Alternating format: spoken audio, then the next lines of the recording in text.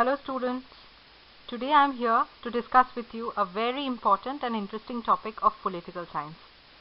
Marxism has always been an area of special interest for a student of political science, and today I will discuss a topic related to Marxism.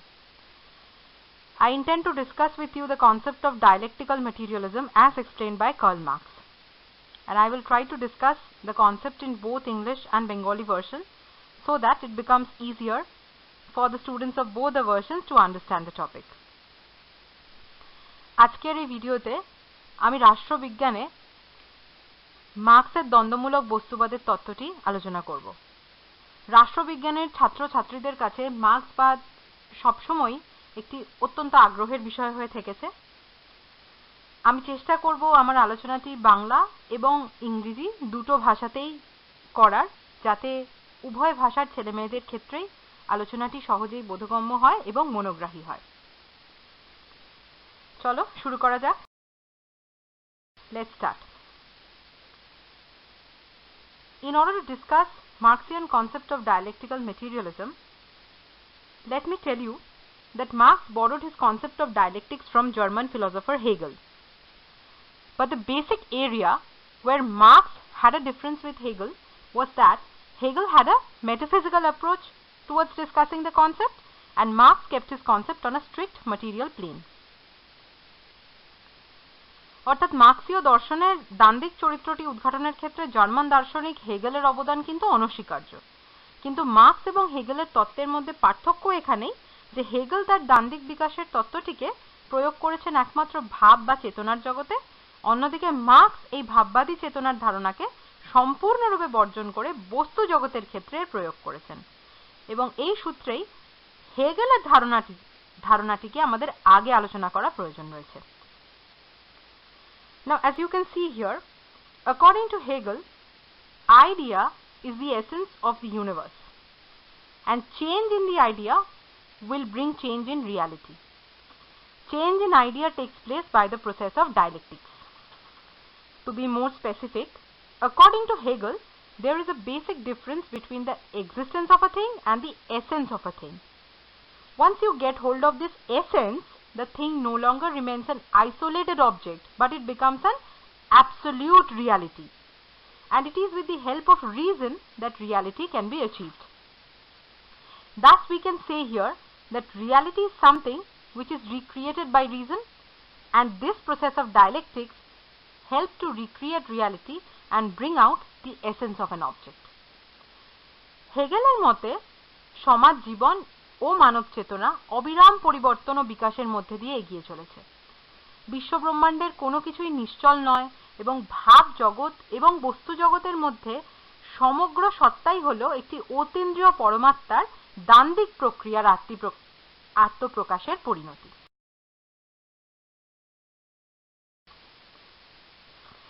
In this connection, I would like to discuss the concept of thesis, antithesis, and synthesis with you. Now, as I have told you just now, that to know a thing, you have to start with the idea that there is a basic contradiction between the apparent existence of the object and the essence of the object. And an object attains its final form only after it overcomes this contradiction and passes into a new mode of being. Therefore, what apparently the object appears to be is the thesis. As we can say, the otherness of the object is the antithesis. And by transforming the thesis and antithesis in such a way that the object passes into a new mode is the process of synthesis. So, synthesis, again following the dialectical law of movement, will eventually turn into thesis and then into antithesis, and this process will go on and on and on until and unless the final stage of perfection is reached. হেগেলের তত্ত্ব অনুসারে পুরনো অবস্থাকে অস্বীকার না করে কোনো বস্তুর পরিবর্তন ঘটা সম্ভব নয়। তাই বাদ, প্রতিবাদ এবং সংবাদের যে সূত্র তিনি দিচ্ছেন তার মাধ্যমে তিনি আমাদের এটাই অবগত করছেন যে বাদের নেতিকরণের মধ্যে দিয়েই প্রতিবাদের জন্ম হবে, এবং পরবর্তী সময় প্রতিবাদেরও নেতিকরণ হবে এবং সংবাদে তা রূপান্তরিত হবে। এবং এই যে পরিবর্তনের প্রক্রিয়াটা, বাদ থেকে প্রতিবাদ থেকে সংবাদ, এটি কিন্তু চলতেই থাকবে।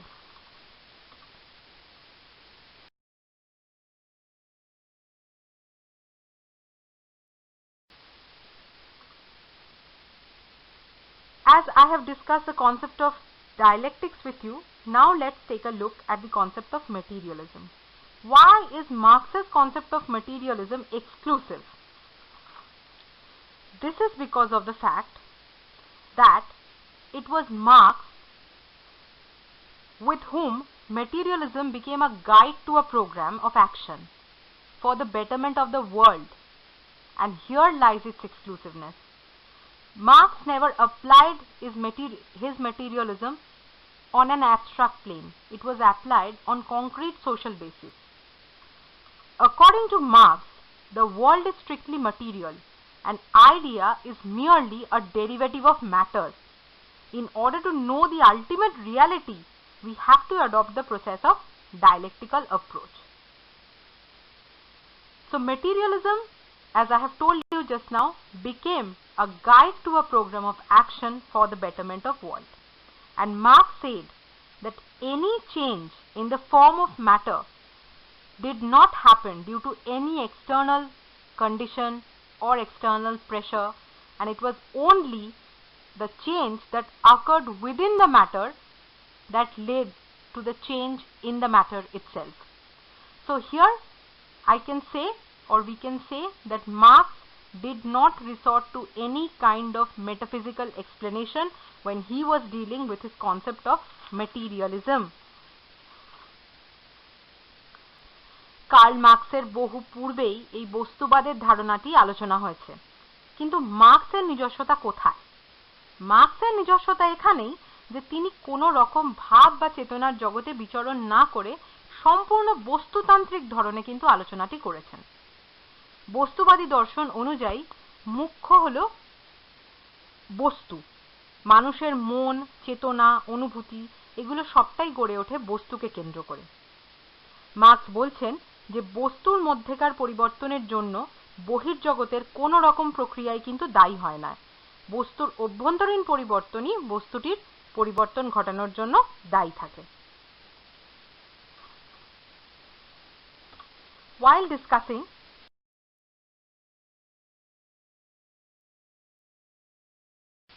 his concept of materialism, Marx discusses three basic laws. The first law is transformation of quantity into quality and vice versa. Now, according to Marx, change in an object takes place by quantitative transformation until it reaches that particular point beyond which a thing cannot vary while remaining the same. At this point of time, the change occurs from quantity to quality of the object. This process of changing from one form to the other takes place through the process of dialectical leap.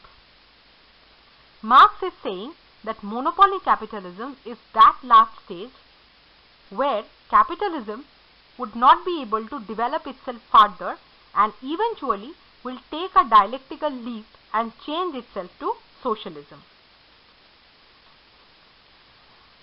বাংলায় বলতে গেলে এই সূত্রটিকে আমরা পরিমাণগত পরিবর্তনের গুণগত পরিবর্তনের রূপান্তরের তত্ত্ব হিসেবে আলোচনা করতে পারি। এই তত্ত্ব অনুসারে বিশ্ব প্রকৃতির প্রত্যেকটি বস্তু অবিরাম পরিবর্তন বা বিকাশের মধ্যেই রয়েছে। কিন্তু বিশ্ব প্রকৃতির যে কোনো বস্তুতে তার ভেতরে বা বাইরে থেকে প্রযুক্ত শক্তি বা গতির পরিমাণ ক্রমাগত বাড়তে এবং কমতে থাকে, এবং এই বাড়া কমার মধ্যে দিয়েই কিন্তু বস্তুর পরিমাণগত এবং গুণগত পরিবর্তন হতে থাকে। এখানে বলে রাখা প্রয়োজন যে পরিমাণগত পরিবর্তন অপেক্ষাকৃত ধীর গতিতে হয়ে থাকে, কিন্তু গুণগত পরিবর্তন অত্যন্ত দ্রুতভাবে ঘটে এবং উল্লম্ফনের আকারে ঘটে। পরিমাণগত পরিবর্তনের একটি নির্দিষ্ট বিন্দুতে এসে এই পরিবর্তনটি হয়, এবং এই যে পরিমাণগত থেকে গুণগত পরিবর্তনের এই প্রক্রিয়াটি, এটিকে দ্বান্দ্বিক উল্লম্ফন বা ডায়ালেকটিক্যাল লিপ বলা হয়। এইভাবেই পুঁজিবাদ সমাজবাদে রূপান্তরিত হবে এবং মার্কস বলছেন এইভাবেই বিপ্লব হবে।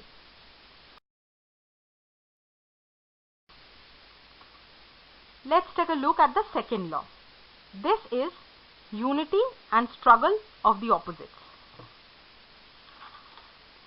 Now, this tends to explain that just as in pure science we all know that every unity contains within itself its polar opposite, in social science also the same formula can be applied. The bourgeois and the proletariat, though both are antagonistic classes, they are opposite to each other, but it is true that none of them can develop without each other. Thus, he terms this as unity and struggle for the opposites. বাংলায় এই সূত্রটিকে আমরা বৈপরীত্যের ঐক্য সংঘাতের তত্ত্ব বলতে পারি। Marks বলছেন যে এই তত্ত্ব অনুসারে জগতের প্রত্যেকটি বস্তু বা ঘটনার মধ্যেই পরস্পর বিরোধী ধর্ম থাকে। যেমন ধরো কোনো কিছুর ইতিবাচক দিক থাকে, যেমন নেতিবাচক দিকও থাকে, এবং এই যে পরস্পর বিরোধী ধর্ম বা শক্তিগুলি এইগুলো অবিরাম দ্বন্দ্বরত অবস্থায় থাকে। বস্তুর অন্তর্নিহিত এই যে পরস্পর বিরোধী শক্তির দ্বন্দ্ব, এটাই কিন্তু বস্তুর পরিমাণগত এবং গুণগত পরিবর্তন ঘটায়। ধনতান্ত্রিক সমাজ ব্যবস্থায় পুঁজিপতি ও শ্রমিক শ্রেণীর মধ্যে দ্বন্দ্বই কিন্তু সমাজতান্ত্রিক সমাজ ব্যবস্থার সম্ভাবনা সৃষ্টি করবে। Let's take a look at the third law. This is said as negation of negation. Now, thesis, antithesis and synthesis are forms of development. Thesis breaks down due to internal contradiction and paves way for the development of antithesis, as I have told you earlier. And the same way antithesis breaks down and paves way for development of synthesis. So, Marx is explaining this with the help of feudalism, capitalism and socialism. The internal contradiction of feudalism lead to negation of capitalism. Negation by capitalism, which again will same way lead to socialism. Therefore, feudalism being negated by capitalism, then again this is being negated by socialism. This is called the concept of negation of negation. Bangla এই তত্ত্বটিকে আমরা নেতির নেতিকরণের তত্ত্ব বলতে পারি। নেতির নেতিকরণের তত্ত্বের মাধ্যমে বস্তুর পরিবর্তনের সাধারণ গতি প্রকৃতি সম্পর্কে আমরা একটা ইঙ্গিত পাই। এই তত্ত্ব অনুসারে পুরাতন অবস্থাকে অস্বীকার না করে কোনো বস্তুর রূপান্তর ঘটা সম্ভব নয়। নিছক নেতিকরণের স্বার্থে বস্তুর পূর্বাবস্থাকে কিন্তু অস্বীকার করা যায় না। পুরাতন ব্যবস্থার যা কিছু গ্রহণীয়, রক্ষণীয়, তার সবকিছুকেই বহন ও গ্রহণ করে নতুন সৃষ্টির সাথেই সংযুক্ত করতে হয়। যেমন সমাজতান্ত্রিক বিপ্লবের মাধ্যমে পুঁজিবাদী ব্যবস্থাকে অস্বীকার করা বা ধ্বংস করা হয়, আবার একই সঙ্গে ধনতান্ত্রিক সভ্যতা তার সাহিত্য, তার সংস্কৃতি, শিল্প, বিজ্ঞানের জগতে যে অবদানগুলি রেখেছেন সেগুলোকে কিন্তু স্বীকারও করে নেওয়া হয়। এইভাবে ধনতন্ত্রকে বর্জন করে এবং তার শ্রেষ্ঠ জিনিসগুলিকে গ্রহণ করে সমাজতান্ত্রিক বিপ্লব এমন একটি নতুন ব্যবস্থার জন্ম দেবে যা আগের ব্যবস্থার তুলনায় অনেক গুণ শ্রেষ্ঠতর হবে। এবং এখানে আবারও মনে করাই তোমাদের, যেটা আগে আলোচনা করেছিলাম, হেগেলের বাদ প্রতিবাদ সংবাদের সূত্রের মাধ্যমেই মার্কস তার নেতির নেতিকরণের ধারণাটিকে তুলে ধরেছেন এবং এইভাবেই তিনি তার দ্বন্দ্বমূলক বস্তুবাদের তত্ত্বটি আলোচনা করছেন।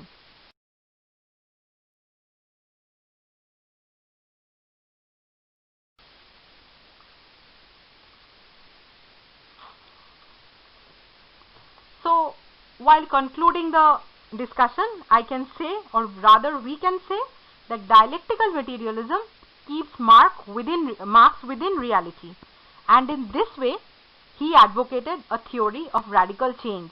He dreamt of a new world, a new system.